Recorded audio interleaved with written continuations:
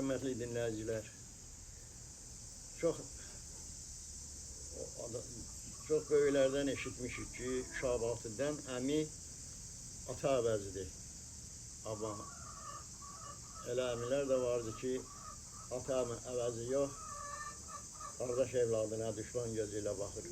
Bu əmlərdən biri də bizimlə müharibədən qayıdandan sonra atam qayıtmadı. Bir eyvanda yaşayan əmmin etdiyi zülümləri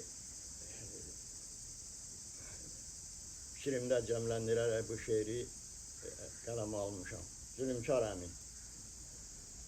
Atam qayıtmadı müharibədən, əmimsə qayıtdı yaralı bədən. Yaşadı damaqda bizlə yan yana, zülm etdi bizə, gətirdi cana. Əyləşib eyvanda çörək yeyərdi, çəkilin gözündən bizə deyərdi. Şüşədən həyətə girdiyim anda, gözlərim görməsin sizi eyvanda. Yetim uşaqdik deməzdik heç nə, qorxudan girərdik daxma içinə.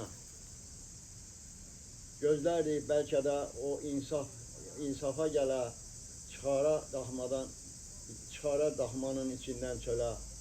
Saatlar keçərdi, çıxmazdı bir səs, orada qara daxma bizə olardı qəfəs. Sanki atamıza qardaş deyilmiş, iki yetiminə düşman kəsilmiş. Bir dəfə bir tikə verməzdi çörək, qoymazdı ağacdan bir meyvə dərək. Meyvəni oğlu ilə özü dərərdi, seçib çürüklərin bizə verərdi. Anam evdən çıxıb işə gedəni, əmim fürsət bilib döyərdi məni. Oğul da ataya güvənib hər an, bizi göz açmağa verməzdi aman. Anam da bu zülmə fəryad edərdi, Allaha yarvala deyərdi dərdi. Allah da hay verdi ana hayına, qaytardı zalimin zülmünü ona, qaytardı zalimin zülmünü ona.